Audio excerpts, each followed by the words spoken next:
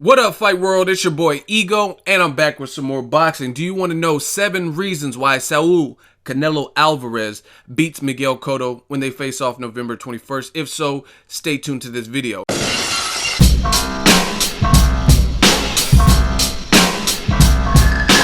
Now, this is a mega fight with 2 superstars, and I know how the game goes. Anytime there's 2 big stars like Canelo and Cotto, you're going to have radical fan bases, leave crazy comments because you don't agree. I did a Triple G Lemieux 7 reasons video. You guys can check it out. A lot of what I said came true. Triple G did win, and for a lot of the reasons that I suggested. So this is no different. It's nothing against either fighter. This is a fight with 2 people. One person is going to win, and I'm picking Canelo to beat Cotto, and I'm going to explain in this video. So it's in no particular order. Let's get right into it. Size. I think the size benefits Canelo. He's just a bigger mass-wise. You know what I mean? He's a little bit taller, and he's just a naturally bigger guy. Cotto is a guy that started in a smaller division, and you could tell by his weigh-in with Daniel Gill, he was under the catch weight that he had listed for that particular fight. You could look at the rehydrations. Canelo usually rehydrates more. So overall, I'm giving the advantage in size to Canelo. I think he's bigger. Even at the 30-day weigh-in, Canelo was close to 170, and Miguel Cotto was like low 160s. So definitely favor Canelo in terms of size. Also, the youth. Canelo's clearly younger. He's the younger fighter.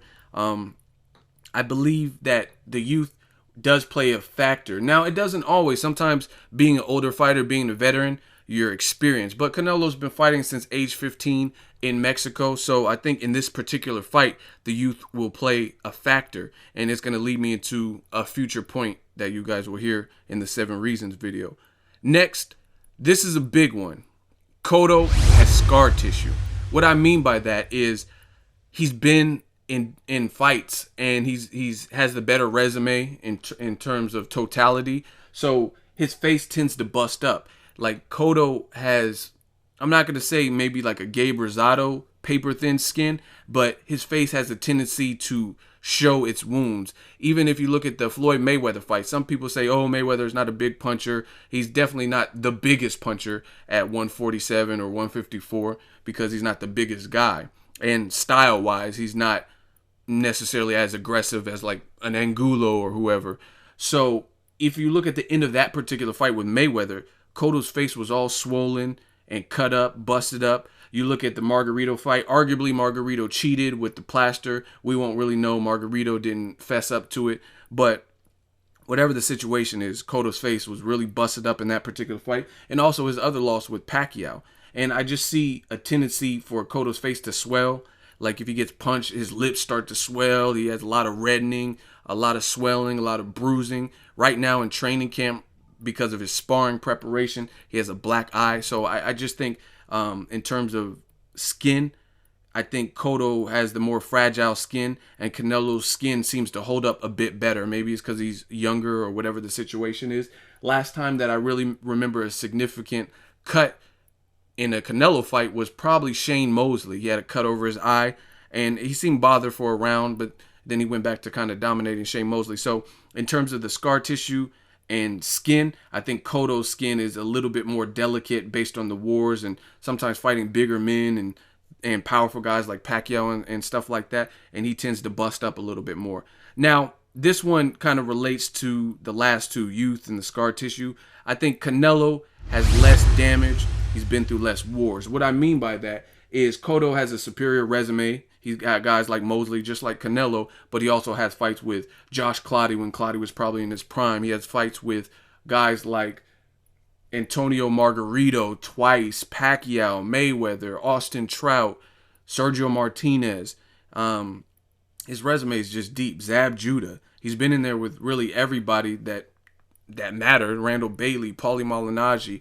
He's been in there. So he has a better resume, but also that's more mileage because he's fought those premier elite level fighters, a lot of those guys in their primes and things like that. So to me, Canelo has taken less punishment career-wise. Like a lot of times you look at some Canelo fights, a lot of times he's the bigger man.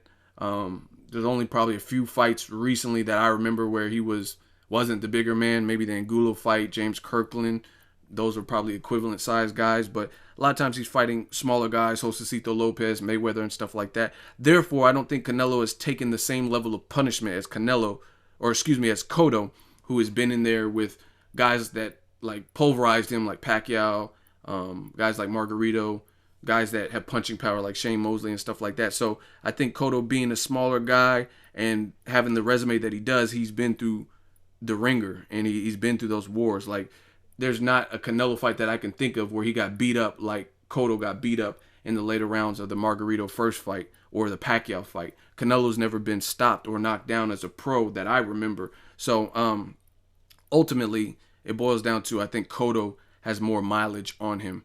And the next reason, this one is a little bit tricky, so pay attention carefully. Now, I'm judging both fighters, their last 4 fights, their last 4 opponents, and I'm going to break it down to let you see what I see. Now, in my opinion, when you look at Canelo and Cotto, their last 4 opponents, I believe Canelo's schedule has better prepared him for a mega fight with Cotto versus Cotto's schedule. And we're going to go through the list of last 4 opponents from both guys, and I'll let you know why I feel that. Now, some people are immediately going to raise an eyebrow like, oh, that's ridiculous, because Canelo has a loss to Mayweather in there and a controversial win over Lara. But it doesn't matter, and I'm going to explain why. So, starting with their most recent performance, Canelo fought James Kirkland. Now, Kirkland was off a long layoff, but stylistically, I thought Kirkland, he at least has power and a very rugged style, so that fight could have looked harder than it was. There was maybe in the first 30 seconds or whatever when Kirkland was rushing Canelo, there was a moment where Canelo had to kind of regroup and get acclimated to the pressure style of Kirkland, but he also scored knockdowns, and he scored a brutal KO in that particular fight, stopping James Kirkland before the halfway mark. So to me, I think Kirkland, based on, even though he is inactive and he's kind of all over the place, didn't have Ann Wolf, he's still a threat because of his pressure style, rugged, relentless, come forward, and he's about Canelo's size. Like, you know what I'm saying, when they rehydrate and things like that. Versus Cotto's last fight, he fought Daniel Gill, and he fought Daniel Gill at a catchweight. Daniel Gill also last year got stopped by Gennady Triple G Golovkin. So it wasn't really, I wouldn't say a confident Daniel Gill, because Daniel Gill got stopped, like I said, by Triple G last year. He had 1 fight before he fought Cotto, and that was against another guy who got stopped named Jared Fletcher. Danny Jacobs stopped him, and he won like a decision. And then he immediately went into a Cotto fight at a catchweight. And at the weigh-in, I made a video immediately after the Cotto-Gill weigh-in. Cotto came in undersized, under the catchweight limit. He looked good. His body looked good. But I told you guys, go look at the video still on the channel, that Daniel Gill, he looked hurt. He looked drained because he hadn't had to make that particular catchweight. And he's kind of a lanky, taller guy. And he hadn't had to make that catchweight. Now, I'm not taking anything away, but I'm not going to ignore something I've seen. And to me, Daniel Gill looked like he was weight drained and he had struggled to make that particular weight. So when you look at Kirkland for Canelo and you look at Daniel Gill, to me, Kirkland had at least a shot to make that fight a bit harder, maybe even win. But I didn't really give Daniel Gill a shot to beat Cotto, especially looking like he did. Like, what attribute? It's not like he's a known puncher. I mean, he had height. That's about it. He didn't have like the experience of Cotto, especially at the world class level. Cotto's been in there with Mayweathers and Sergio Martinez and stuff like that. So I really didn't give Daniel Gill any kind of advantage. Now, going back, Canelo fought Edeslani Lara. Now, I had Lara winning by a slight margin, but the point is, Lara is a decorated fighter. Cuban schooling, very slick. He's a southpaw. And despite if you think Canelo won or Lara won, it's still a quality opponent. Now, Cotto, his second to most recent fight, he was fighting Sergio Martinez, and I like Matavia. He is a quality opponent. However, he had a controversial win where he fought in Argentina against Martin Murray, and I think there was a second knockdown that wasn't scored for Martin Murray. That's one thing, because they were in Argentina, and it was kind of a controversial win. And before that, he fought Chavez Jr. He looked excellent for 11 rounds and then got badly hurt in the 12th where he tore some ligaments in his knee and whatever. Then he went to the Martin Murray fight. It should have been 2 knockdowns. And I had Martin Murray winning that particular fight in a close fight, right? And coming off of that, he went into surgery and rehab. So he was out of the sport for a year plus before he fought Cotto. So again, I'm not trying to bash Cotto's wins because Sergio Martinez is still an elite level fighter. And if your name isn't Cotto, if you're not an elite level fighter, you're not going to necessarily make Sergio Martinez, even though he came back, he didn't look like he was fully equipped. You're not going to make him look like that. So Cotto's still, his skill set is what made Sergio Martinez look bad, but I can't omit the fact that Sergio Martinez was clearly handicapped in that particular fight. You guys can say whatever you want. Versus Lara, whether you thought Canelo won or lost, that was still a guy. Arguably, Lara shouldn't have any losses on his record. I thought he beat Paul Williams, and then I thought he beat Canelo. So, you know what I'm saying? I think Lara, if you're looking at Lara versus Sergio Martinez, Lara was the more able body. Lara had been calling out Canelo for years before he actually got the fight. And he jumped on stage, and he had wanted that fight. And to my knowledge, he didn't have any major injuries versus Sergio Martinez. Again, a great fighter, but he was off of a long layoff. He had a suspect 12th round versus Chavez Jr. He had a suspect performance against Martin Murray, a year plus layoff and injury, and he came back and no one knew exactly how he would look, and he didn't look like he was 100%. So it is what it is. Before that, Canelo fought Angulo. They were both off losses. Angulo lost to Lara, and then Canelo had just come off the Mayweather loss. And again, same kind of thing. Angulo, he's slow, but he's still primitive. He still has he knocked Lara down twice. He still has punching power, and he's about Canelo's size. So with that particular dynamic, he at least had a chance to make that fight look a little bit more like Canelo dominated that particular fight. It was like very one-sided. It could have at least been competitive. I didn't give Angulo, I don't think, any rounds. Versus Cotto, he was fighting Delvin Rodriguez. Now, Cotto was also off of a loss. He was off of a loss to Austin Trout, but it's like the Daniel Gill-Kirkland comparison. Delvin Rodriguez, I didn't give him, even though Cotto was off of two losses, a loss to Mayweather and a loss to Austin Trout, I gave Delvin Rodriguez no chance to beat Cotto. He's just, what is he known for? He's not known for power, speed, athleticism, ring IQ. You know what I'm saying? So even though Cotto was off of a loss, it's just he's not at the level of a Delvin Rodriguez versus Angulo. At the very least, he's a big puncher and he has a puncher's chance about equivalent size. And before that, we hadn't really even seen Canelo fight too many guys about his size. He fought Mayweather, he fought Josecito Lopez, Ryan Rhodes, Matthew Hatton, a lot of smaller guys, Shane Mosley, all those guys were smaller than him. So that was the first time we really in a while got to see someone who was possibly a bigger puncher than Canelo and about his size. Versus Delvin Rodriguez, I gave him no shot in hell. Austin Trout had already beat Delvin Rodriguez, and he's not an elite level fighter to me. So that was an easy win for Cotto, trying out a new trainer in Freddie Roach and that kind of thing. And then finally, Canelo fought Floyd Mayweather. That was a step up. Mayweather embarrassed him, dominated, but good experience for a young fighter. And Mayweather, everyone that stepped in the ring with Mayweather has lost. So, there's not really much shame in that because whether you're De La Hoya, Cotto, he lost to Mayweather, Pacquiao, everybody lost to him. Hatton, everybody lost to Mayweather. Versus Cotto, he fought in his second home of New York against Austin Trout, who was undefeated at the time, to Trout's credit, in the southpaw, but he just didn't look good to me. He didn't look that great. So I think Canelo losing to Mayweather was more of a, you know what I'm saying? Everyone loses to Mayweather, but we seen Austin Trout later get beat by Canelo, later get beat by Edeslandi Lara, but Cotto wasn't able to do it, you know what I'm saying? Coming off the Mayweather loss, and he had the crowd advantage and everything. So really, when I'm looking at it, Canelo's last four fights, I think, have better prepared because at the very least, the guys like Kirkland and Angulo, they're big punchers. So maybe if they caught him with something, they at least had some chance. Daniel Gill, Delvin Rodriguez, especially weight drain, Daniel Gill, I didn't give him any chance. I gave Delvin Rodriguez no chance. Was he going to outbox, outpower Cotto? You know what I'm saying? Angulo, Kirkland possibly could catch Canelo with something and hurt him. You know what I mean? And then you look at Canelo arguably lost to Lara, but they gave him the win, and he lost to Mayweather, who are highly decorated, highly slick, skilled, athletic fighters with speed and that kind of stuff. And then Cotto, he beat Sergio Martinez, who again was, in my opinion, handicapped.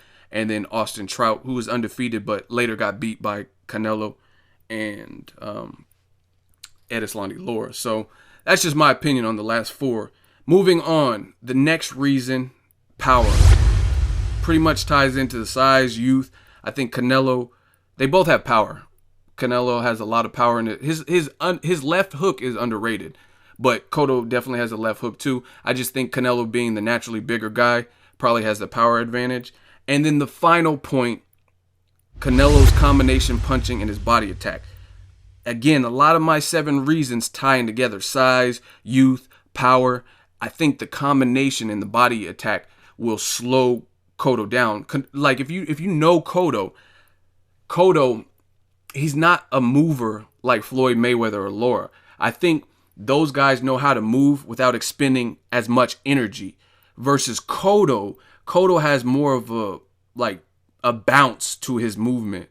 And what I mean by that is he's like real springy. And the problem with that is it exerts more energy. Watch the Margarito rematch. Now, Cotto looked great in the early rounds, but it looked like it might even duplicate the first Margarito fight in those later rounds. Unfortunately for Margarito, Pacquiao busted his eye up so much that Margarito's eye couldn't hold up. Like, it was a stoppage because of the doctor, but at the same time, if you go back and watch that fight, I think Margarito was like complaining, like he wanted to keep fighting. It's just his eye wasn't holding up, and that was in part based on Cotto hitting him, but a lot of it was residual damage from the Pacquiao fight. Everybody knows that Pacquiao shattered his orbital, and he came back and he wasn't fully right, and then Cotto put the nail in the coffin. But again, with the Cotto can move, but it's not like a effortless moving, you know what I'm saying? So I think sometimes Cotto gets tired in the second half of fights. Watch the Mayweather fight.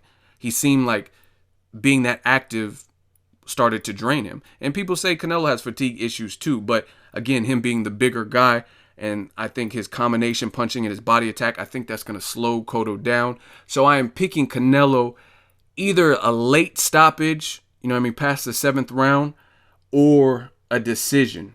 But I see Canelo winning this for really all the reasons that I gave you in the 7 reasons video. Size, youth, Cotto's scar tissue. Canelo, he's been beat up less mileage, less wars. The last 4 fights that they've been in, I think Canelo has the power advantage. And just overall, he has great combination punching and body attack. What I really like about Canelo is his body attack and his combination punching. Sometimes he'll be it'll look like it's dull for him, and it'll just explode and rip with nasty combinations. Like, watch the Kirkland fight. And the thing is, he hits you from different angles, and he has deceptively fast hands. Like, watch the Kirkland fight. He hit him low. He hit him like a left to the body, a right to the body. Then he went upstairs. Then he threw an uppercut. He does a lot of punch variation, and it's a beautiful thing to watch when he lets his hands go. And the good thing about Canelo is he has deceptively fast hands, but he also varies the speed. Watch the Kirkland fight when he had Kirkland on the ropes. He threw some kind of decoy punches that were lighter, like bow, bow, but then he'll rip with a power shot, like an uppercut. And that's very hard to defend. You watch Adrian Broner versus Emmanuel Taylor in that 12th round. Broner did the same thing. He had like a couple pity pat, like decoy, like a left and right, like bow, bow. And what it does is gets the fighter guarding and defensive, and then the punch that they don't see coming is the money punch, where you put more energy and plant your feet, or that's your power shot. So you're busy trying. It's like a pitcher, you know what I mean? You don't know which pitch is going to be the fastball or the changeup or the curveball, and that's what you kind of do. And Canelo does it really well when he's ripping combinations. Is he'll open you up and soften you up with like little punches, and you go to block and tense up, and then he'll come with some harder shots. So it's hard to know what punch is going to have the steam on it. So those are the reasons, 7 reasons why Canelo Alvarez will beat Miguel Cotto. We shall see. I could be wrong, but I could also be very right. Drop it in the comment section. Let me know what you think it is. Make sure you like my video as always. Hate, comment, and subscribe. Till next video is Ego signing off. So if you enjoyed this video and want more content like this on the channel, you can show your appreciation by going to the PayPal donate button or the YouTube support button. And you can donate any amount that you feel is equivalent to the value of this video. Much more to come. Thank you guys for your support. Boxing Ego, the future of boxing.